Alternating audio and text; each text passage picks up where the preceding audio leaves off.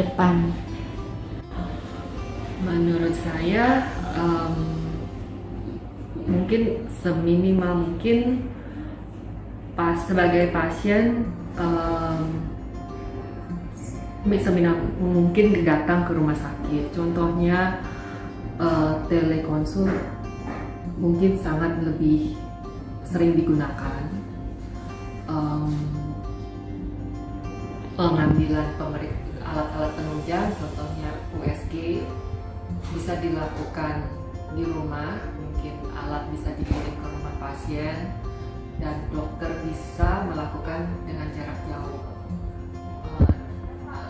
Dipandu cara pemakaian alatnya dan dokter pun bisa menganalisa langsung. Selanjutnya mungkin dalam pemberian obat, karena sistem sudah link, jadi resep basah mungkin sudah nggak digunakan lagi. Semua obat link dengan apotek mungkin atau dengan rumah sakit sudah masuk ke medical record dan terrekord. Pemberian obat pun pasien bisa diingatkan dengan gadget yang digunakan pasien, termasuk obat yang tidak dikonsum dengan pasien, dokter penanggung jawab pun terinfo. Mungkin dalam waktu second gitu, dokternya terinfo. Untuk perawatan di rumah sakit mungkin di 10 tahun ke depan pemberian obat pun juga bukan oleh perawat yang memberi lagi, mungkin sudah dengan robotik. Robot pun bisa menanyakan pasien keadaan pagi ini gimana, mentensi pasien dan memberi obat, dan laporan sudah langsung diterima ke dokter penanggung jawab. Mungkin menurut saya 10 tahun ke depan bisa se-efisien seperti itu di rumah sakit. Kaca pada situasi yang saat ini, di mana ditambah dengan pandemi COVID yang makin merajalela ya, dan sudah membuat timbulnya perubahan perilaku untuk seluruh masyarakat di seluruh dunia. Nah, sistem kesehatan ini sudah tidak dapat lagi untuk menghindari ataupun menunda yang namanya teknologi digital atau digihab ya, kerennya bahasa sekarang. Kalau kita ingat kembali bahwa perkembangan yang pesat terjadi, misalnya yang kita ketahui sebagai artificial intelligence, kemudian virtual reality, di mana di dunia kesehatan pun sudah sangat berkembang, misalnya dengan alat penunjang medis gitu ya. Nah, kita juga mengenal banyak beberapa unicorn di seluruh dunia, bahkan di Indonesia juga sudah berkembang, sehingga sangat menguasai kehidupan kita sehari-hari. Tentu saja bidang kesehatan tidak boleh ketinggalan. Memang sudah ada beberapa platform ya, sudah yang mulai berkembang di Indonesia, dan itu menjadi tanda bahwa 10 tahun ke depan kita sudah dirajai yang namanya dunia digital. Apalagi sekarang kita lihat nih, anak-anak kita, mungkin sekarang generasi alpha pun setiap hari pegangnya gadget. Dan mereka inilah yang nanti akan punya banyak peranan di 10 tahun ke depan, termasuk generasi Z juga. Jadi kalau menurut saya, apa sih ke depannya sistem kesehatan yang kita harapkan, apa sih?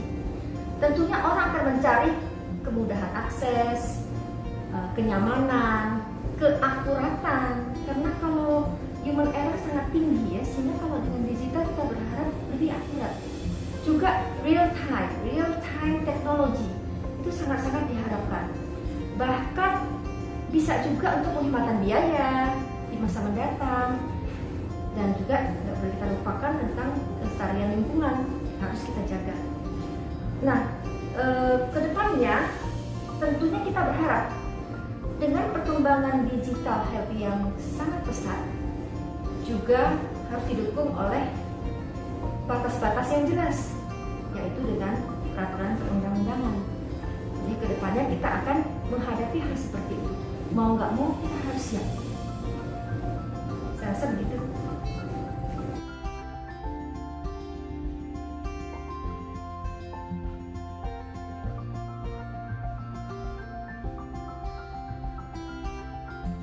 Pandangan saya untuk dunia kesehatan 10 tahun ke depan akan saya fokuskan ke dunia keperawatan karena saya adalah seorang perawat. Menurut pandangan saya dalam 10 tahun ke depan dalam segi pendidikan akan lebih banyak lulusan nurse daripada lulusan D3 dan pastinya tidak akan ada lagi lulusan SPK yang terlibat dalam pelayanan. Poin yang selanjutnya adalah dalam segi pelayanan di 10 tahun ke depan perawat akan jauh lebih dipandang sebagai partner kerja dokter, bukan lagi hanya sebagai asisten, namun bisa menjadi tempat berdiskusi karena sudah dianggap mampu menjadi partner para dokter. Selanjutnya, 10 tahun ke depan, harapannya dan sedang berjalan sekarang adalah sistem pendokumentasian keperawatan akan jauh lebih praktis karena bisa by sistem computerized, bisa melalui tablet juga, karena saat ini dalam pelayanan perawat lebih banyak menghabiskan waktu dalam pendokumentasian. Di 10 tahun ke depan dalam pelayanan keperawatan akan berubah ke sistem computerized yang akan lebih memudahkan pendokumentasian itu, sehingga pelayanan keperawatan ke pasien akan jauh lebih banyak. Dan tentunya itu membuat 10 tahun ke depan perawat akan bisa mendukung dunia kesehatan yang jauh lebih baik untuk Indonesia.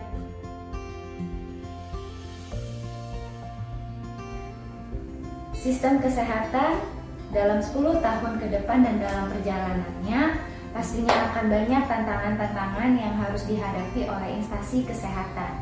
Dimulainya dengan pandemi COVID-19 yang terjadi saat ini, membuka dan mendorong banyaknya inovasi-inovasi baru yang diciptakan sehingga mudah dijangkau dan diakses oleh masyarakat. Tentunya 10 tahun ke depan dengan teknologi yang lebih canggih, telekonsul akan lebih maju, telemedicine akan lebih berkembang, bahkan mungkin adanya teleradiologi. Dan juga adanya tantangan bahwa tenaga kerja asing dapat masuk ke Indonesia. Tentunya banyak pilihan yang akan ditawarkan oleh masyarakat. Masyarakat akan lebih memilih pelayanan yang lebih nyaman, lebih ramah, lebih terjangkau dari segi biayanya. Nah, tentunya ini yang menjadi tantangan bagi kita dan kita mau beradaptasi dan mau berubah untuk menyesuaikan diri dengan apa yang terjadi dalam 10 tahun ke depan. Baik, untuk Pak Ede saya ucapkan terima kasih banyak dalam bimbingannya di mata kuliah Kepemimpinan dan Strategis dan Berpikir Sistem yang boleh membawa ilmu bagi saya untuk sebagai pimpinan di rumah sakit untuk bisa lebih baik lagi, membangun personal yang lebih baik, memberikan contoh, membagikan visi, dan boleh menyatukan tim kerja dari setiap pendapat-pendapat yang berbeda. Ya, baik. Terima kasih Pak Ede.